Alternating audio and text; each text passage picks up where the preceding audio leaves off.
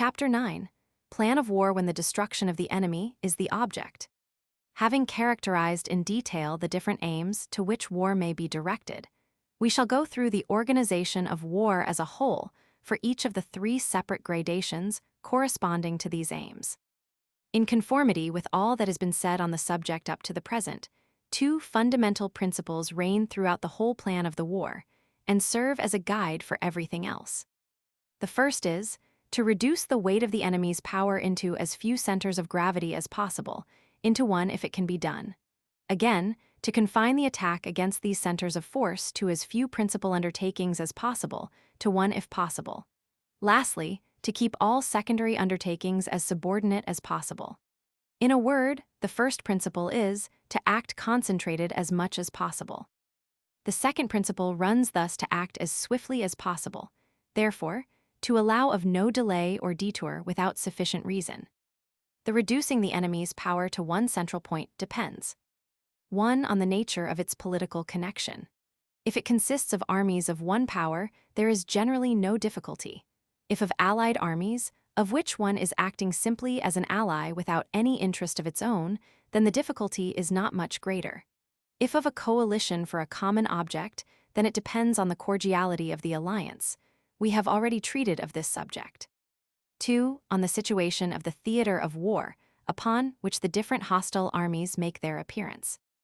If the enemy's forces are collected in one army upon one theater of war, they constitute in reality a unity, and we need not inquire further.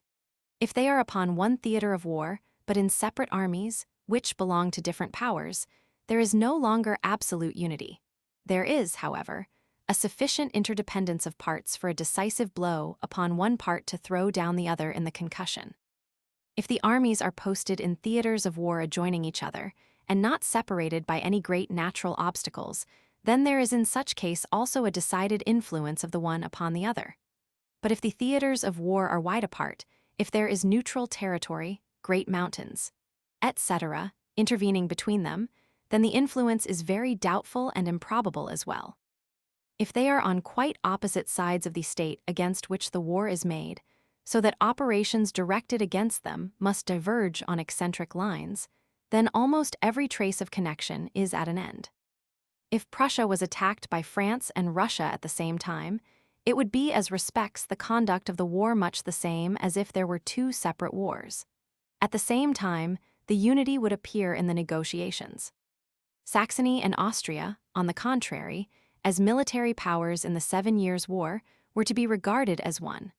What the one suffered the other felt also, partly because the theaters of war lay in the same direction for Frederick the Great, partly because Saxony had no political independence. Numerous as were the enemies of Buonaparte in Germany in 1813, still they all stood very much in one direction in respect to him, and the theaters of war for their armies were in close connection, and reciprocally influenced each other very powerfully. If by a concentration of all his forces he had been able to overpower the main army, such a defeat would have had a decisive effect on all the parts. If he had beaten the Bohemian Grand Army and marched upon Vienna by Prague, Blücher, however willing, could not have remained in Saxony, because he would have been called upon to co-operate in Bohemia, and the Crown Prince of Sweden as well would have been unwilling to remain in the Mark. On the other hand, Austria, if carrying on war against the French on the Rhine and Italy at the same time, will always find it difficult to give a decision upon one of those theaters by means of a successful stroke on the other. Partly because Switzerland, with its mountains, forms too strong a barrier between the two theaters, and partly because the direction of the roads on each side is divergent. France, again, can much sooner decide in the one by a successful result in the other, because the direction of its forces in both converges upon Vienna, the center of the power of the whole Austrian Empire. We may add further that a decisive blow in Italy will have more effect on the Rhine theater than a success on the Rhine would have in Italy, because the blow from Italy strikes nearer to the center, and that from the Rhine more upon the flank, of the Austrian dominions. It proceeds from what we have said that the conception of separated or connected hostile power extends through all degrees of relationship, and that therefore, in each case, the first thing is to discover the influence which events in one theater may have upon the other. according to which we may then afterwards settle how far the different forces of the enemy may be reduced into one center of force. There is only one exception to the principle of directing all our strength against the center of gravity of the enemy's power. That is, if ancillary expeditions promise extraordinary advantages, and still, in this case, it is a condition assumed that we have such a decisive superiority as enables us to undertake such enterprises without incurring too great risk at the point which forms our great object.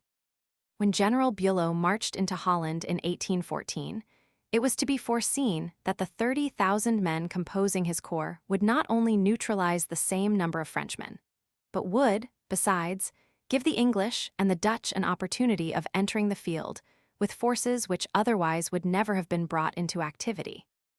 Thus, therefore, the first consideration in the combination of a plan for a war is to determine the centers of gravity of the enemy's power, and, if possible, to reduce them to one. The second is to unite the forces which are to be employed against the center of force into one great action. Here now the following grounds for dividing our forces may present themselves. 1. The original position of the military forces, therefore also the situation of the states engaged in the offensive. If the concentration of the forces would occasion detours and loss of time, and the danger of advancing by separate lines is not too great, then the same may be justifiable on those grounds. For to effect an unnecessary concentration of forces, with great loss of time, by which the freshness and rapidity of the first blow is diminished, would be contrary to the second leading principle we have laid down. In all cases in which there is a hope of surprising the enemy in some measure, this deserves particular attention. But the case becomes still more important if the attack is undertaken by allied states, which are not situated on a line directed towards the state attacked, not one behind the other, but situated side by side. If Prussia and Austria undertook a war against France, it would be a very erroneous measure, a squandering of time and force if the armies of the two powers were obliged to set out from the same point, as the natural line for an army operating from Prussia against the heart of France is from the lower Rhine, and that of the Austrians is from the upper Rhine. Concentration, therefore, in this case, could only be effected by a sacrifice. Consequently, in any particular instance, the question to be decided would be, is the necessity for concentration so great that this sacrifice must be made? 2. The attack by separate lines may offer greater results. As we are now speaking of advancing by separate lines against one center of force, we are, therefore, supposing an advance by converging lines. A separate advance on parallel or eccentric lines belongs to the rubric of accessory undertakings, of which we have already spoken. Now, every convergent attack in strategy, as well as in tactics, holds out the prospect of great results. For if it succeeds, the consequence is not simply a defeat, but more or less the cutting off of the enemy.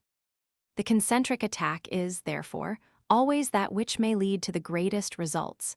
But on account of the separation of the parts of the force and the enlargement of the theater of war, it involves also the most risk. It is the same here as with attack and defense. The weaker form holds out the greater results in prospect. The question, therefore, is whether the assailant feels strong enough to try for this great result. When Frederick the Great advanced upon Bohemia, in the year 1757, he set out from Saxony and Silesia with his forces divided.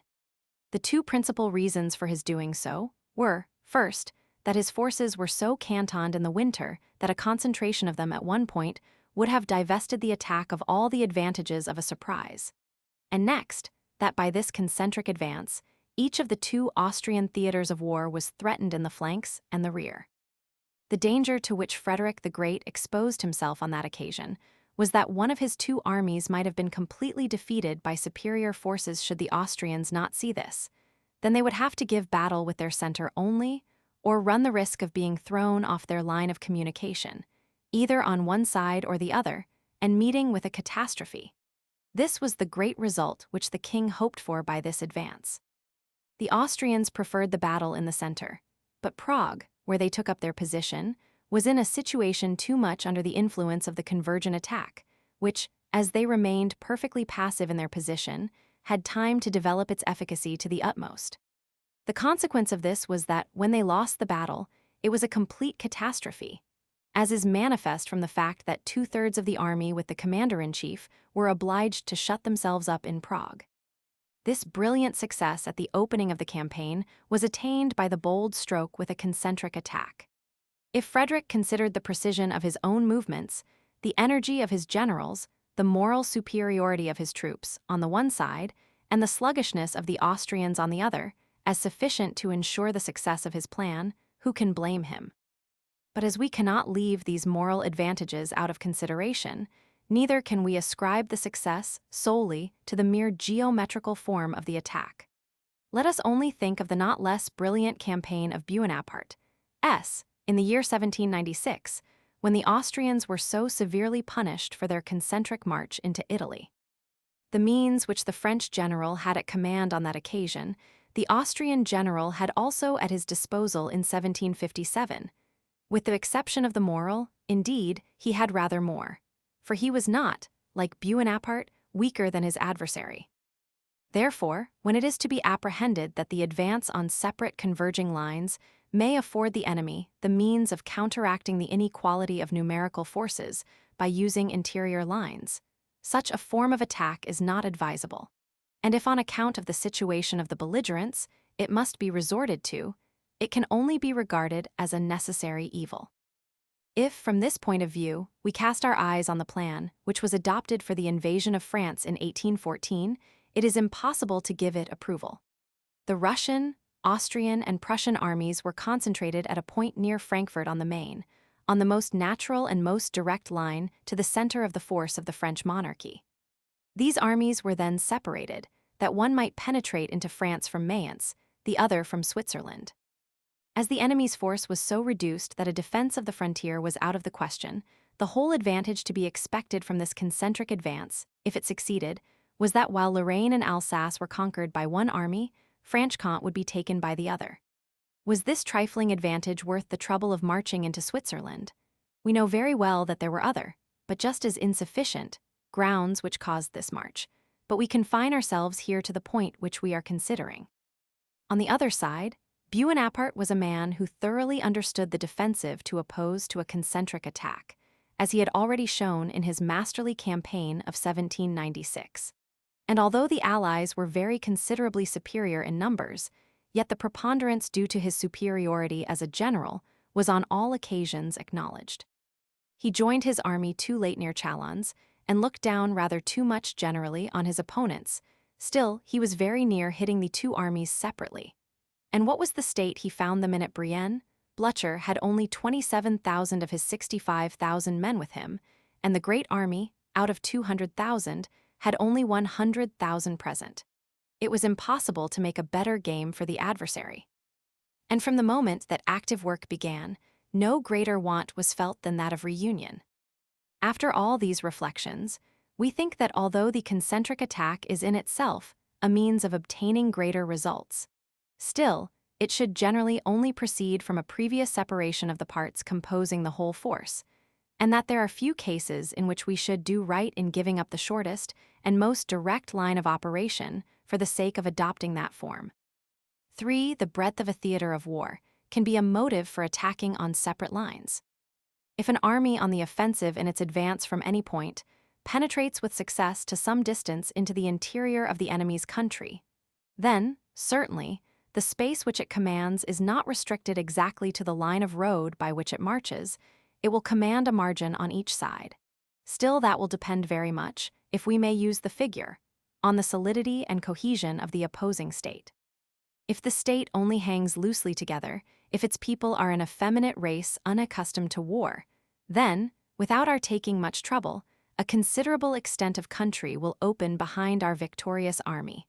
But if we have to deal with a brave and loyal population, the space behind our army will form a triangle, more or less acute.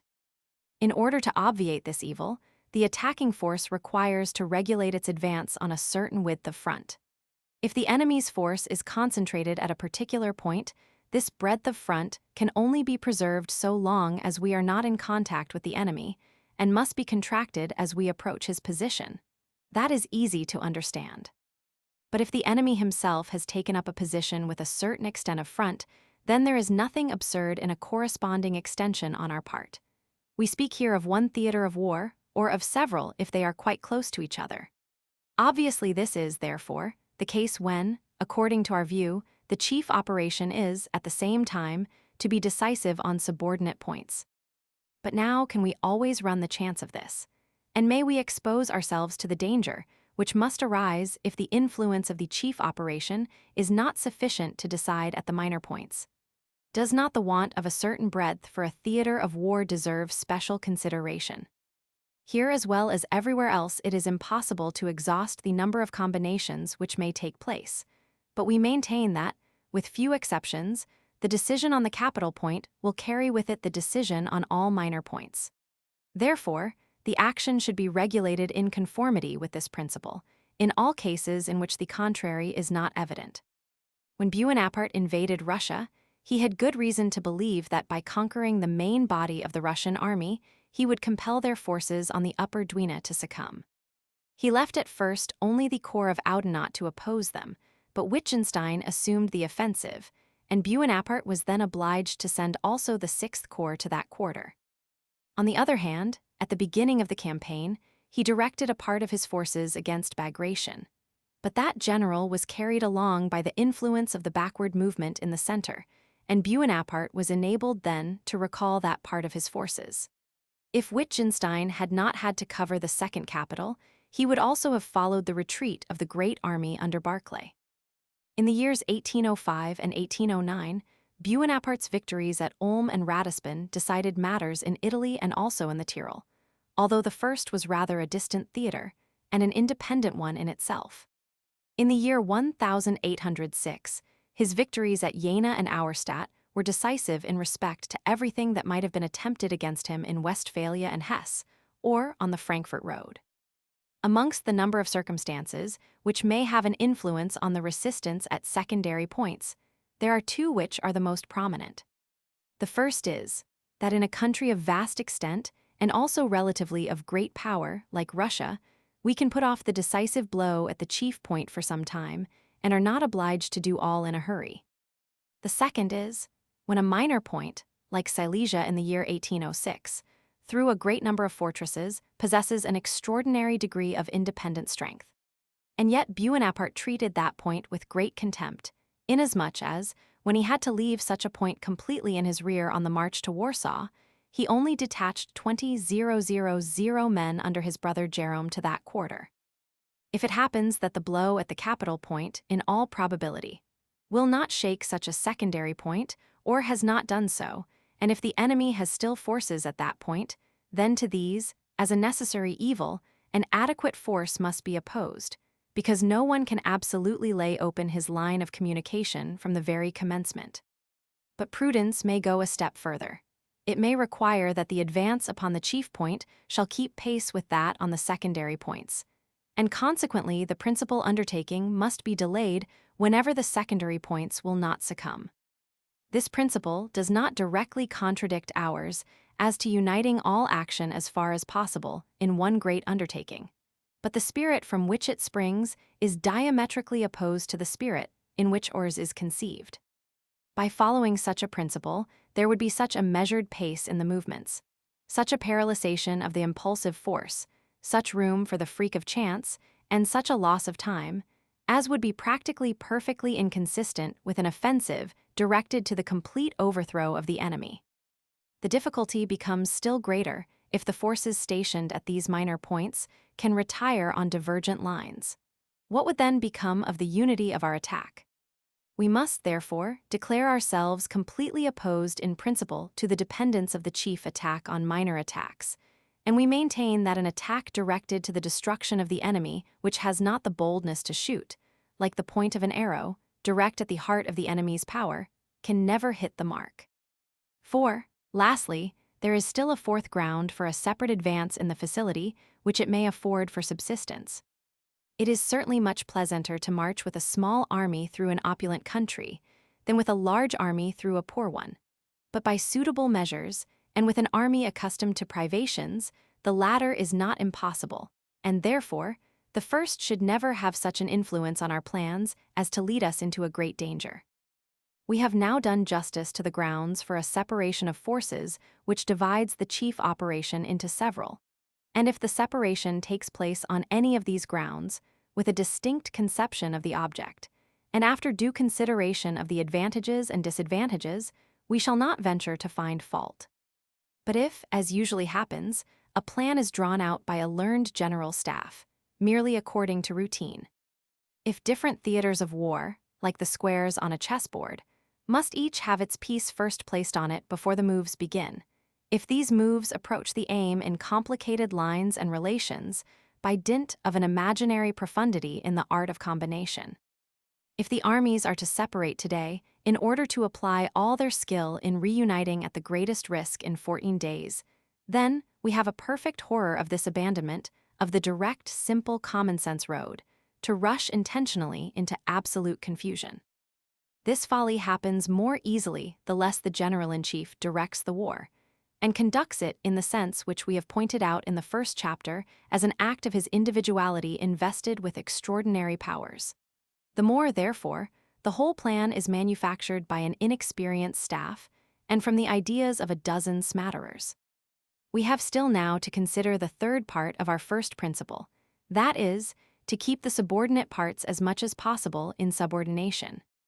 Whilst we endeavor to refer the whole of the operations of a war to one single aim, and try to attain this as far as possible by one great effort, we deprive the other points of contact of the states at war with each other of a part of their independence. They become subordinate actions. If we could concentrate everything absolutely into one action, then those points of contact would be completely neutralized. But this is seldom possible, and therefore, what we have to do is to keep them so far within bounds that they shall not cause the abstraction of too many forces from the main action. Next, we maintain that the plan of the war itself should have this tendency, even if it is not possible to reduce the whole of the enemy's resistance to one point. Consequently, in case we are placed in the position already mentioned, of carrying on two almost quite separate wars at the same time, the one must always be looked upon as the principal affair to which our forces and activity are to be chiefly devoted. In this view, it is advisable only to proceed offensively against that one principal point, and to preserve the defensive upon all the others, the attack there being only justifiable when invited by very exceptional circumstances. Further, we are to carry on this defensive, which takes place at minor points, with as few troops as possible, and to seek to avail ourselves of every advantage which the defensive form can give. This view applies with still more force to all theaters of war on which armies come forward belonging to different powers really, but still such as will be struck when the general center of force is struck. But against the enemy at whom the great blow is aimed, there must be, according to this, no defensive on minor theaters of war. The chief attack itself, and the secondary attacks, which for other reasons are combined with it, make up this blow and make every defensive, on points not directly covered by it, superfluous. All depends on this principal attack, by it every loss will be compensated. If the forces are sufficient to make it reasonable to seek for that great decision, then the possibility of failure can be no ground for guarding oneself against injury at other points in any event. For just by such a course, this failure will become more probable, and it therefore constitutes here a contradiction in our action. This same predominance of the principal action over the minor must be the principle observed in each of the separate branches of the attack. But as there are generally ulterior motives which determine what forces shall advance from one theater of war, and what from another against the common center of the enemy's power, we only mean here that there must be an effort to make the chief action overruling. For everything will become simpler and less subject to the influence of chance, events the nearer this state of preponderance can be attained. The second principle concerns the rapid use of the forces. Every unnecessary expenditure of time, every unnecessary detour, is a waste of power, and therefore contrary to the principles of strategy. It is most important to bear always in mind that almost the only advantage which the offensive possesses is the effect of surprise at the opening of the scene. Suddenness and irresistible impetuosity are its strongest pinions, and when the object is the complete overthrow of the enemy, it can rarely dispense with them. By this, therefore, theory demands the shortest way to the object, and completely excludes from consideration endless discussions about right and left here and there. If we call to mind what was said in the chapter on the subject of the strategic attack respecting the pit of the stomach in a state, and further, what appears in the 4th chapter of this book, on the influence of time, we believe no further argument is required to prove that the influence which we claim for that principle really belongs to it. Buonaparte never acted otherwise. The shortest high road from army to army, from one capital to another, was always the way he loved best. And in what will now consist the principal action to which we have referred everything, and for which we have demanded a swift and straightforward execution. In the 4th chapter, we have explained as far as it is possible in a general way what the total overthrow of the enemy means, and it is unnecessary to repeat it. Whatever that may depend on at last in particular cases, still the first step is always the same in all cases, namely, the destruction of the enemy's combatant force, that is, a great victory over the same and its dispersion.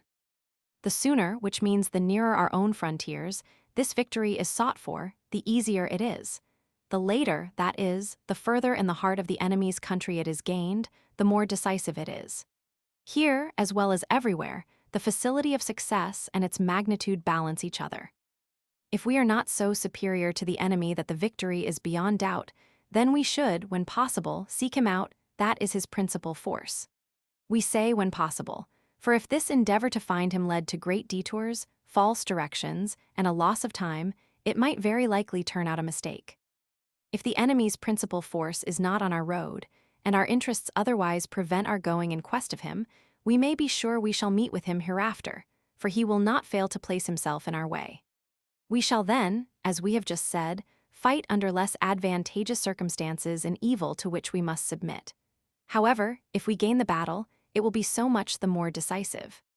From this it follows that, in the case now assumed, it would be an error to pass by the enemy's principal force designedly, if it places itself in our way, at least if we expect thereby to facilitate a victory. On the other hand, it follows from what precedes, that if we have a decided superiority over the enemy's principal force, we may designedly pass it by an order at a future time to deliver a more decisive battle. We have been speaking of a complete victory, therefore of a thorough defeat of the enemy, and not of a mere battle gained. But such a victory requires an enveloping attack or a battle with an oblique front, for these two forms always give the result a decisive character. It is therefore an essential part of a plan of a war to make arrangements for this movement, both as regards the mass of forces required and the direction to be given them, of which more will be said in the chapter on the plan of campaign. It is certainly not impossible that even battles fought with parallel fronts may lead to complete defeats, and cases in point are not wanting in military history. But such an event is uncommon, and will be still more so the more armies become on a par as regards discipline and handiness in the field. We no longer take 21 battalions in a village, as they did at Blenheim.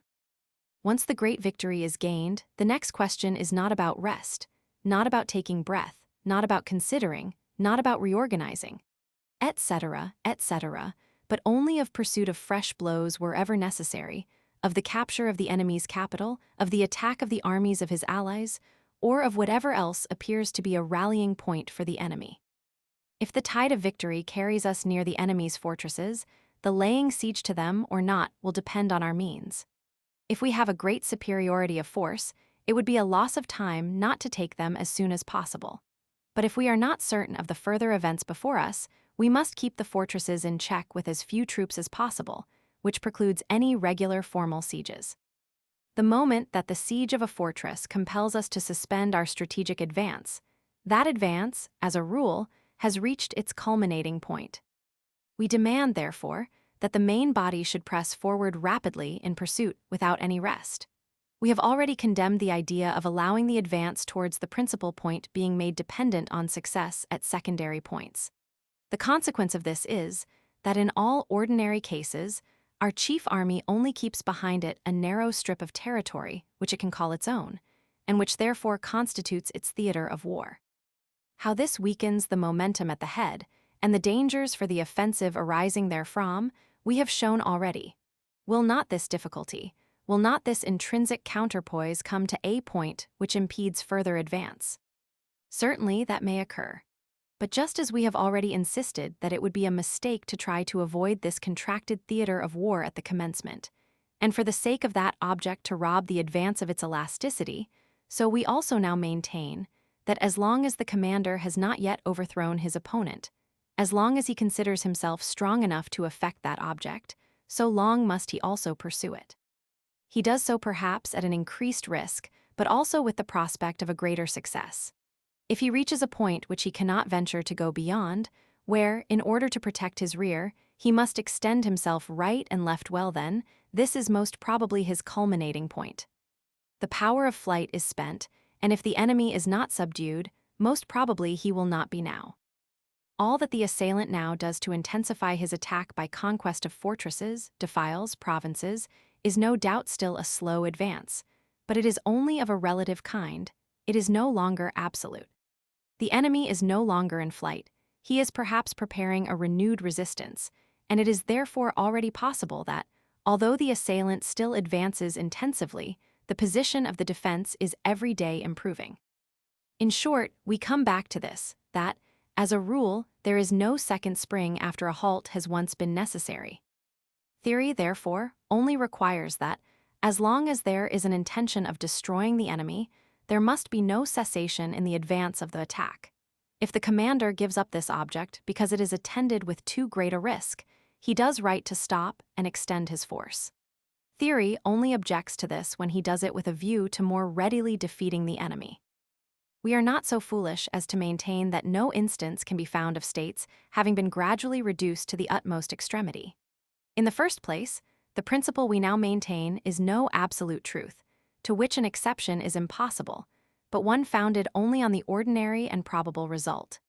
Next, we must make a distinction between cases in which the downfall of a state has been effected by a slow, gradual process, and those in which the event was the result of a first campaign. We are here only treating of the latter case, for it is only in such that there is that tension of forces which either overcomes the center of gravity of the weight, or is in danger of being overcome by it.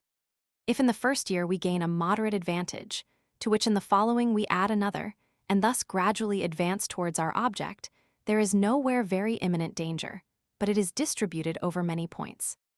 Each pause between one result and another gives the enemy fresh chances. The effects of the first results have very little influence on those which follow, often none, often a negative only, because the enemy recovers himself, or is perhaps excited to increased resistance, or obtains foreign aid. Whereas, when all is done in one march, the success of yesterday brings on with itself that of today. One brand lights itself from another. If there are cases in which states have been overcome by successive blows in which, consequently, time, generally the patron of the defensive, has proved adverse, how infinitely more numerous are the instances in which the designs of the aggressor have by that means utterly failed. Let us only think of the result of the 7 Years' War, in which the Austrians sought to attain their object so comfortably, cautiously, and prudently that they completely missed it. In this view, therefore, we cannot at all join in the opinion that the care which belongs to the preparation of a theater of war, and the impulse which urges us onwards, are on a level in importance, and that the former must, to a certain extent, be a counterpoise to the latter. But we look upon any evil which springs out of the forward movement as an unavoidable evil which only deserves attention when there is no longer hope for us ahead by the forward movement. Buonaparte's case in 1812, very far from shaking our opinion, has rather confirmed us in it. His campaign did not miscarry because he advanced too swiftly, or too far, as is commonly believed, but because the only means of success failed. The Russian Empire is no country which can be regularly conquered, that is to say, which can be held in possession, at least not by the forces of the present states of Europe, nor by the 500,000 men with which Buonaparte invaded the country. Such a country can only be subdued by its own weakness and by the effects of internal dissension. In order to strike these vulnerable points in its political existence, the country must be agitated to its very center. It was only by reaching Moscow with the force of his blow that Buonaparte could hope to shake the courage of the government, the loyalty and steadfastness of the people. In Moscow, he expected to find peace, and this was the only rational object which he could set before himself in undertaking such a war.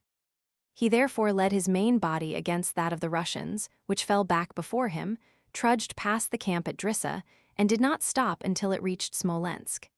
He carried Bagration along in his movement, beat the principal Russia army, and took Moscow. He acted on this occasion as he had always done. It was only in that way that he made himself the arbiter of Europe, and only in that way was it possible for him to do so.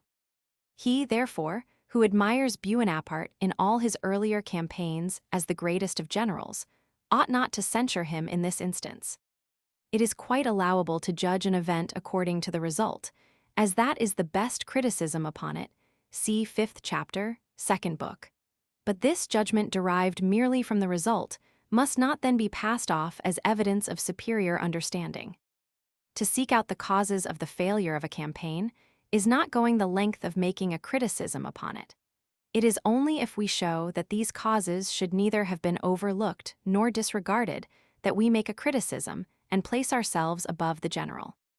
Now we maintain that anyone who pronounces the campaign of 1812 an absurdity merely on account of the tremendous reaction in it, and who, if it had been successful, would look upon it as a most splendid combination, shows an utter incapacity of judgment.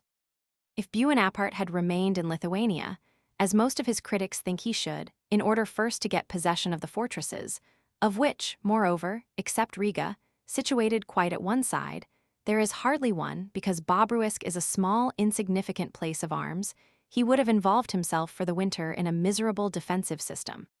Then the same people would have been the first to exclaim, "This is not the old Buonaparte. How is it he has not got even as far as a first great battle? He who used to put the final seal to his conquests on the last ramparts of the enemy's states, by victories such as Austerlitz and Friedland. Has his heart failed him that he has not taken the enemy's capital, the defenseless Moscow, ready to open its gates, and thus left a nucleus round which new elements of resistance may gather themselves? He had the singular luck to take this far-off and enormous colossus by surprise, as easily as one would surprise a neighboring town, or as Frederick the Great entered the little state of Silesia, lying at his door, and he makes no use of his good fortune, halts in the middle of his victorious career, as if some evil spirit laid at his heels. This is the way in which he would have been judged of after the result, for this is the fashion of critics, judgments in general. In opposition to this, we say, the campaign of 1812 did not succeed because the government remained firm, the people loyal and steadfast, because it therefore could not succeed. Buonaparte may have made a mistake in undertaking such an expedition. At all events, the result has shown that he deceived himself in his calculations, but we maintain that, supposing it necessary to seek the attainment of this object, it could not have been done in any other way upon the whole. Instead of burthening himself with an interminable costly defensive war in the east, such as he had on his hands in the west, Buonaparte attempted the only means to gain his object, by one bold stroke to extort a peace from his astonished adversary. The destruction of his army was the danger to which he exposed himself in the venture. It was the stake in the game, the price of great expectations. If this destruction of his army was more complete than it need have been through his own fault, this fault was not in his having penetrated too far into the heart of the country, for that was his object and unavoidable. But in the late period at which the campaign opened, the sacrifice of life occasioned by his tactics, the want of due care for the supply of his army, and for his line of retreat, and lastly, in his having too long delayed his march from Moscow. That the Russians were able to reach the Beresina before him, intending regularly to cut off his retreat, is no strong argument against us. For in the first place, the failure of that attempt just shows how difficult it is really to cut off an army, as the army which was intercepted in this case, under the most unfavorable circumstances that can be conceived, still managed at last to cut its way through. And although this act upon the whole contributed certainly to increase its catastrophe, still it was not essentially the cause of it. Secondly, it was only the very peculiar nature of the country which afforded the means to carry things as far as the Russians did. For if it had not been for the marshes of the Beresina, with its wooded impassable borders lying across the great road, the cutting off would have been still less possible. Thirdly, there is generally no means of guarding against such an eventuality, except by making the forward movement with the front of the army of such a width as we have already disapproved. For if we proceed on the plan of pushing on in advance with the center, and covering the wings by armies detached right and left, then if either of these detached armies meets with a check, we must fall back with the center, and then very little can be gained by the attack. Moreover, it cannot be said that Buonaparte neglected his wings. A superior force remained fronting Wittgenstein, a proportionate siege corps stood before Riga, which at the same time was not needed there, and in the south, Schwarzenberg had 50,000 men with which he was superior to Tormasov and almost equal to Tysz-Kichagau. In addition, there were 30,000 men under Victor, covering the rear of the center. Even in the month of November, therefore, at the decisive moment when the Russian armies had been reinforced, and the French were very much reduced, the superiority of the Russians in rear of the Moscow army was not so very extraordinary. Wittgenstein, Tysz-Kichagau, and Sacken made up together a force of 100,000. Schwarzenberg, Rigmer, Victor, Oudenot, and St. Cyr had still 80,000 effective. The most cautious general in advancing would hardly devote a greater proportion of his force to the protection of his flanks. If out of the 600,000 men who crossed the Niemen in 1812, Buonaparte had brought back 250,000 instead of the 50,000 who repassed it under Schwarzenberg, Rigmer, and MacDonald, which was possible by avoiding the mistakes with which he has been reproached, the campaign would still have been an unfortunate one, but theory would have had nothing to object to it, for the loss of half an army in such a case is not at all unusual, and only appears so to us in this instance on account of the enormous scale of the whole enterprise. So much for the principal operation, its necessary tendency, and the unavoidable risks. As regards the subordinate operations, there must be, above all things, a common aim for all, but this aim must be so situated as not to paralyze the action of any of the individual parts. If we invade France from the upper and middle Rhine and Holland, with the intention of uniting at Paris, neither of the armies employed to risk anything on the advance, but to keep itself intact until the concentration is effected, that is what we call a ruinous plan. There must be necessarily a constant comparison of the state of this threefold movement, causing delay, indecision, and timidity in the forward movement of each of the armies. It is better to assign to each part its mission, and only to place the point of union wherever these several activities become unity of themselves. Therefore, when a military force advances to the attack on separate theaters of war, to each army should be assigned an object against which the force of its shock is to be directed. Here the point is that these shocks should be given from all sides simultaneously, but not that proportional advantages should result from all of them. If the task assigned to one army is found too difficult because the enemy has made a disposition of his force different to that which was expected, if it sustains a defeat, this neither should, nor must have, any influence on the action of the others, or we should turn the probability of the general success against ourselves at the very outset. It is only the unsuccessful issue of the majority of enterprises, or of the principal one, which can and must have an influence upon the others, for then it comes under the head of a plan which has miscarried. This same rule applies to those armies and portions of them which have originally acted on the defensive, and, owing to the successes gained, have assumed the offensive, unless we prefer to attach such spare forces to the principal offensive, a point which will chiefly depend on the geographical situation of the theater of war. But under these circumstances, what becomes of the geometrical form and unity of the whole attack? What of the flanks and rear of corps when those corps next to them are beaten? That is precisely what we wish chiefly to combat. This gluing down of a great offensive plan of attack on a geometrical square is losing one's way in the regions of fallacy. In the 15th chapter of the third book, we have shown that the geometrical element has less influence in strategy than in tactics, and we shall only here repeat the deduction there obtained, that in the attack especially, the actual results at the various points throughout deserve more attention than the geometrical figure, which may gradually be formed through the diversity of results. But in any case, it is quite certain that looking to the vast spaces with which strategy has to deal, the views and resolutions which the geometrical situation of the parts may create should be left to the general-in-chief. That, therefore, no subordinate general has a right to ask what his neighbor is doing or leaving undone, but each is to be directed peremptorily to follow out his object. If any serious incongruity really arises from this, a remedy can always be applied in time by the supreme authority. Thus, then, may be obviated the chief evil of this separate mode of action, which is that in the place of realities, a cloud of apprehensions and suppositions mix themselves up in the progress of an operation, that every accident affects not only the part it comes immediately in contact with, but also the whole by the communication of impressions, and that a wide field of action is opened for the personal failings and personal animosities of subordinate commanders.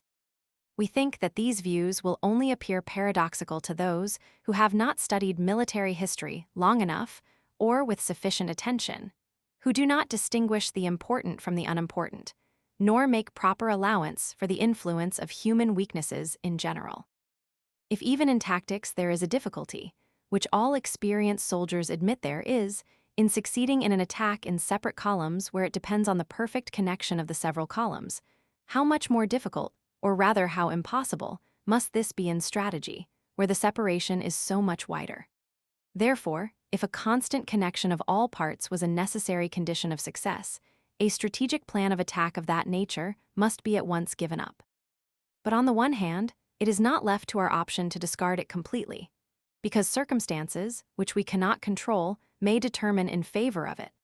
On the other hand, even in tactics, this constant close conjunction of all parts at every moment of the execution is not at all necessary, and it is still less so in strategy. Therefore, in strategy, we should pay the less attention to this point, and insist the more upon a distinct piece of work being assigned to each part. We have still to add one important observation. It relates to the proper allotment of parts. In the year 1793 and 1794, the principal Austrian army was in the Netherlands, that of the Prussians, on the Upper Rhine. The Austrians marched from Vienna to Conde and Valenciennes, crossing the line of march of the Prussians from Berlin to Landau. The Austrians had certainly to defend their Belgian provinces in that quarter, and any conquests made in French Flanders would have been acquisitions conveniently situated for them, but that interest was not strong enough. After the death of Prince Kaunitz, the minister Thugut carried a measure for giving up the Netherlands entirely, for the better concentration of the Austrian forces. In fact, Austria is about twice as far from Flanders as from Alsace, and at a time when military resources were very limited and everything had to be paid for in ready money, that was no trifling consideration. Still, the minister Thugut had plainly something else in view. His object was, through the urgency of the danger, to compel Holland, England, and Prussia, the powers interested in the defense of the Netherlands and Lower Rhine, to make greater efforts. He certainly deceived himself in his calculations, because nothing could be done with the Prussian cabinet at that time, but this occurrence always shows the influence of political interests on the course of a war. Prussia had neither anything to conquer nor to defend in Alsace. In the year 1792, it had undertaken the march through Lorraine into Champagne in a sort of chivalrous spirit. But as that enterprise ended in nothing, through the unfavorable course of circumstances, it continued the war with a feeling of very little interest. If the Prussian troops had been in the Netherlands, they would have been in direct communication with Holland, which they might look upon almost as their own country, having conquered it in the year 1787. They would then have covered the Lower Rhine, and consequently that part of the Prussian monarchy which lay next to the theater of war. Prussia, on account of subsidies, would also have had a closer alliance with England, which, under these circumstances, would not so easily have degenerated into the crooked policy of which the Prussian cabinet was guilty at that time. A much better result, therefore, might have been expected if the Austrians had appeared with their principal force on the Upper Rhine, the Prussians with their whole force in the Netherlands, and the Austrians had left there only a corps of proportionate strength. If, instead of the enterprising Blücher, General Barclay had been placed at the head of the Silesian army in 1814, and Blücher and Schwarzenberg had been kept with the Grand Army, the campaign would perhaps have turned out a complete failure. If the enterprising Laudon, instead of having his theater of war at the strongest point of the Prussian dominions, namely in Silesia, had been in the position of the German States Army, perhaps the whole 7 Years' War would have had quite a different turn. In order to examine this subject more narrowly, we must look at the cases according to their chief distinctions. The first is, if we carry on war in conjunction with other powers, who not only take part as our allies, but also have an independent interest as well. The second is, if the army of the ally has come to our assistance. The third is, when it is only a question with regard to the personal characteristics of the general. In the two first cases, the point may be raised, whether it is better to mix up the troops of the different powers completely, so that each separate army is composed of corps of different powers, as was done in the wars 1813 and 1814, or to keep them separate as much as possible, so that the army of each power may continue distinct and act independently. Plainly, the first is the most salutary plan, but it supposes a degree of friendly feeling and community of interests which is seldom found. When there is this close good fellowship between the troops, it is much more difficult for the cabinets to separate their interests. And as regards the prejudicial influence of the egotistical views of commanders, it can only show itself under these circumstances amongst the subordinate generals, therefore, only in the province of tactics, and even there not so freely or with such impunity as when there is a complete separation. In the latter case, it affects the strategy, and therefore makes decided marks. But as already observed, for the first case there must be a rare spirit of conciliation on the part of the governments. In the year 1813, the exigencies of the time impelled all governments in that direction. And yet we cannot sufficiently praise this in the Emperor of Russia, that although he entered the field with the strongest army, and the change of fortune was chiefly brought about by him, yet he set aside all pride about appearing at the head of a separate and an independent Russian army, and placed his troops under the Prussian and Austrian commanders. If such a fusion of armies cannot be effected, a complete separation of them is certainly better than a half-and-half state of things. The worst of all is when two independent commanders of armies of different powers find themselves on the same theater of war, as frequently happened in the 7 Years' War with the armies of Russia, Austria, and the German states. When there is a complete separation of forces, the burdens which must be borne are also better divided, and each suffers only from what is his own, consequently is more impelled to activity by the force of circumstances.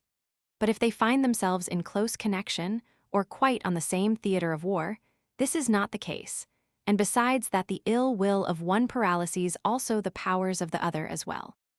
In the first of the three supposed cases, there will be no difficulty in the complete separation, as the natural interest of each state generally indicates to it a separate mode of employing its force. This may not be so in the second case, and then, as a rule, there is nothing to be done but to place oneself completely under the auxiliary army, if its strength is in any way proportionate to that measure, as the Austrians did in the latter part of the campaign of 1815 and the Prussians in the campaign of 1807. With regard to the personal qualifications of the general, everything in this passes into what is particular and individual. But we must not omit to make one general remark, which is that we should not, as is generally done, place at the head of subordinate armies the most prudent and cautious commanders, but the most enterprising. For we repeat that in strategic operations conducted separately, there is nothing more important than that every part should develop its powers to the full. In that way, faults committed at one part may be compensated for by successes at others. This complete activity at all points, however, is only to be expected when the commanders are spirited, enterprising men who are urged forwards by natural impulsiveness by their own hearts, because a mere objective, coolly reasoned out, conviction of the necessity of action seldom suffices. Lastly, we have to remark that, if circumstances in other respects permit, the troops and their commanders, as regards their destination, should be employed in accordance with their qualities and the nature of the country that is regular armies.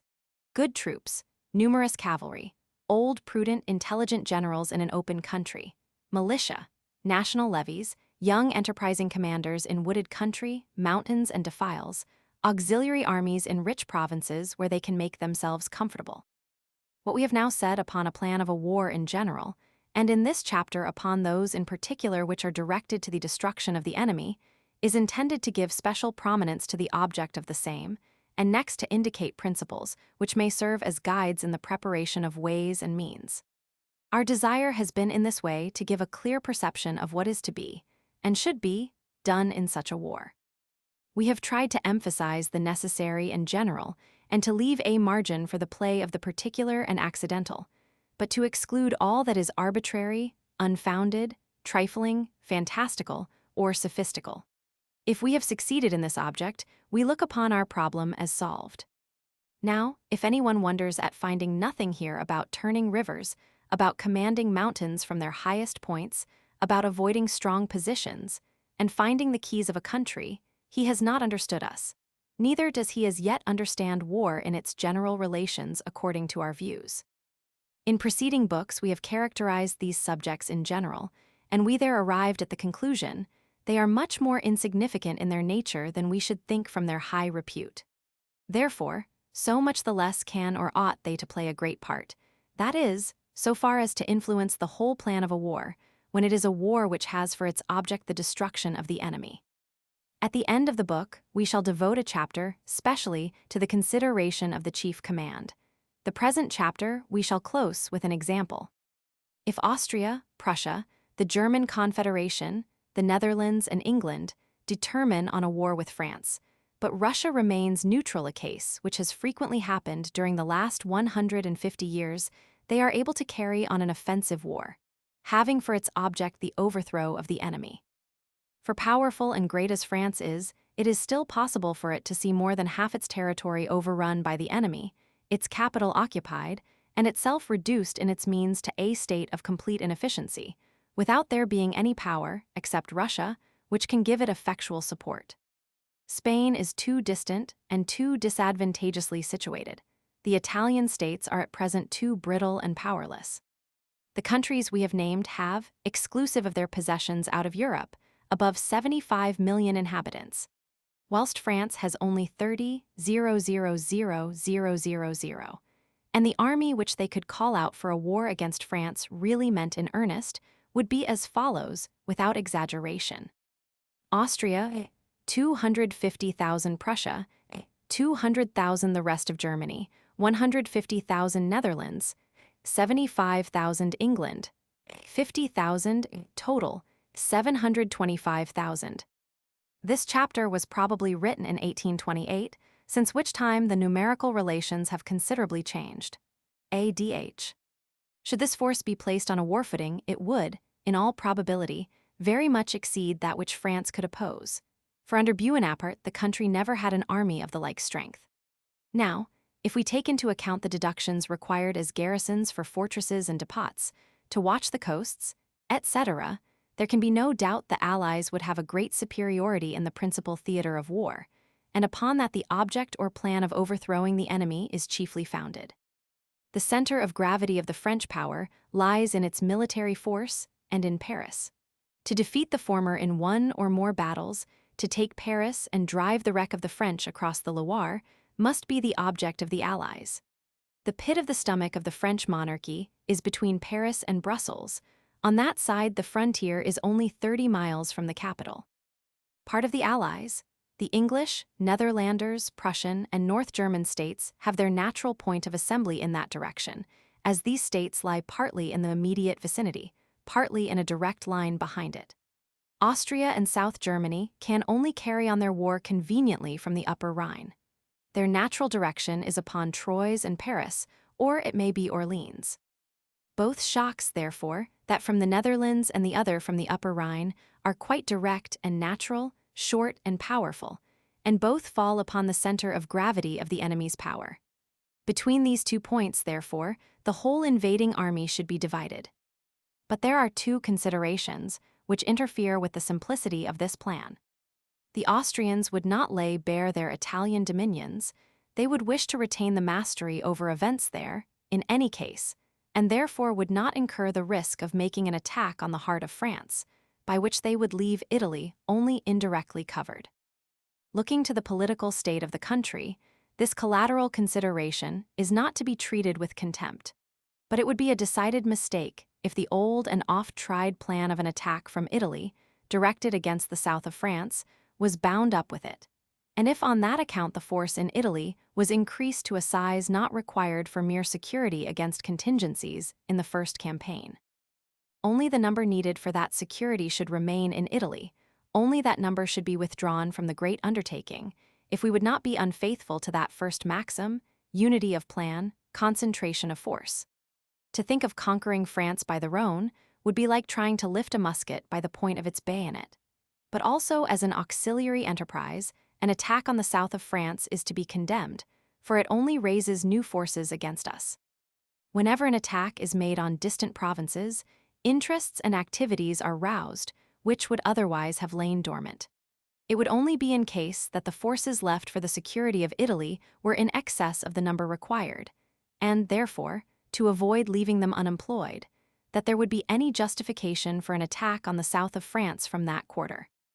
We therefore repeat that the force left in Italy must be kept down as low as circumstances will permit, and it will be quite large enough if it will suffice to prevent the Austrians from losing the whole country in one campaign. Let us suppose that number to be 50,000 men for the purpose of our illustration. Another consideration deserving attention is the relation of France in respect to its seacoast. As England has the upper hand at sea, it follows that France must, on that account, be very susceptible with regard to the whole of her Atlantic coast, and, consequently, must protect it with garrisons of greater or less strength. Now, however weak this coast defense may be, still the French frontiers are tripled by it, and large drafts, on that account, cannot fail to be withdrawn from the French army on the theater of war. 20 or 30,000 troops disposable to effect a landing, with which the English threaten France, would probably absorb twice or three times the number of French troops. And further, we must think not only of troops, but also of money, artillery, etc., required for ships and coast batteries. Let us suppose that the English devote 25,000 to this object. Our plan of war would then consist simply in this: that in the Netherlands, 200,000 Prussians, 75,000 Netherlanders, 25,000 English, 50,000 North German Confederation, total 350,000 be assembled, of whom about 50,000 should be set aside to garrison frontier fortresses, and the remaining 300,000 should advance against Paris and engage the French army in a decisive battle. 2. That 200,000 Austrians and 100,000 South German troops should assemble on the Upper Rhine to advance at the same time as the army of the Netherlands, their direction being towards the Upper Seine, and from thence towards the Loire, with a view, likewise, to a great battle. These two attacks would, perhaps, unite in one on the Loire. By this the chief point is determined. What we have to add is chiefly intended to root out false conceptions, and is as follows. 1. To seek for the great battle, as prescribed, and deliver it with such a relation, in point of numerical strength and under such circumstances, as promise a decisive victory, is the course for the chief commanders to follow. To this object everything must be sacrificed, and as few men as possible should be employed in sieges, blockades, garrisons, etc. if, like Schwarzenberg in 1814, as soon as they enter the enemy's provinces they spread out in eccentric rays, all is lost. That this did not take place in 1814, the Allies may thank the powerless state of France alone. The attack should be like a wedge well driven home, not like a soap bubble, which distends itself till it bursts. 2. Switzerland must be left to its own forces. If it remains neutral, it forms a good point d'appui on the Upper Rhine. If it is attacked by France, let her stand up for herself, which in more than one respect she is very well able to do. Nothing is more absurd than to attribute to Switzerland a predominant geographical influence upon events in war because it is the highest land in Europe. Such an influence only exists under certain very restricted conditions, which are not to be found here. When the French are attacked in the heart of their country, they can undertake no offensive from Switzerland, either against Italy or Swabia, and, least of all, can the elevated situation of the country come into consideration as a decisive circumstance. The advantage of a country which is dominating in a strategic sense is, in the first place, chiefly important in the defensive, and any importance which it has in the offensive may manifest itself in a single encounter.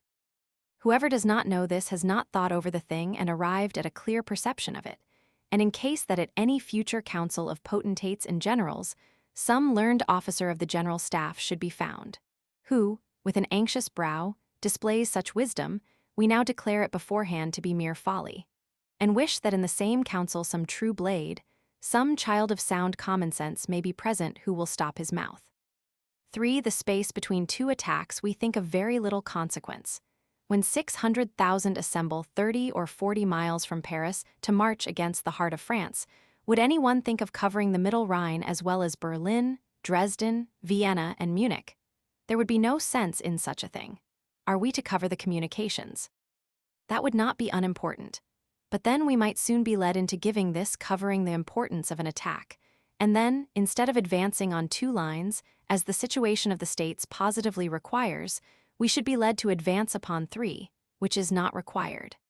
These three would then, perhaps, become 5 or perhaps 7, and in that way the old rigmarole would once more become the order of the day. Our two attacks have each their object. The forces employed on them are probably very superior to the enemy in numbers. If each pursues his march with vigor, they cannot fail to react advantageously upon each other. If one of the two attacks is unfortunate because the enemy has not divided his force equally, we may fairly expect that the result of the other will of itself repair this disaster, and this is the true interdependence between the two. An interdependence extending to, so as to be affected by, the events of each day is impossible on account of the distance. Neither is it necessary, and therefore the immediate, or rather the direct connection, is of no such great value. Besides, the enemy attacked in the very center of his dominions will have no forces worth speaking of to employ in interrupting this connection. All that is to be apprehended is that this interruption may be attempted by a cooperation of the inhabitants with the partisans, so that this object does not actually cost the enemy any troops. To prevent that, it is sufficient to send a corps of 10,000 or 15,000 men, particularly strong in cavalry, in the direction from Treves to Rheims. It will be able to drive every partisan before it, and keep in line with the grand army. This corps should neither invest nor watch fortresses, but march between them, depend on no fixed basis, but give way before superior forces in any direction. No great misfortune could happen to it, and if such did happen, it would again be no serious misfortune for the whole. Under these circumstances, such a corps might probably serve as an intermediate link between the two attacks. 4. The two subordinate undertakings, that is, the Austrian army in Italy and the English army for landing on the coast, might follow their object as appeared best. If they do not remain idle, their mission is fulfilled as regards the chief point, and on no account should either of the two great attacks be made dependent in any way on these minor ones. We are quite convinced that in this way France may be overthrown and chastised whenever it thinks fit to put on that insolent air with which it has oppressed Europe for 150 years. It is only on the other side of Paris, on the Loire, that those conditions can be obtained from it which are necessary for the peace of Europe. In this way alone, the natural relation between 30 millions of men and 75 millions will quickly make itself known. But not if the country from Dunkirk to Genoa is to be surrounded in the way it has been for 150 years by a girdle of armies. Whilst 50 different small objects are aimed at, not one of which is powerful enough to overcome the inertia, friction, and extraneous influences which spring up and reproduce themselves everywhere, but more especially in allied armies. How little the provisional organization of the German federal armies is adapted to such a disposition will strike the reader. By that organization, the federative part of Germany forms the nucleus of the German power, and Prussia and Austria, thus weakened, lose their natural influence. But a federative state is a very brittle nucleus in war. There is in it no unity, no energy, no rational choice of a commander, no authority, no responsibility. Austria and Prussia are the two natural centers of force of the German Empire. They form the pivot, or fulcrum, the forte of the sword. They are monarchical states, used to war. They have well-defined interests, independence of power. They are predominant over the others. The organization should follow these natural lineaments and not a false notion about unity, which is an impossibility in such a case, and he who neglects the possible in quest of the impossible is a fool.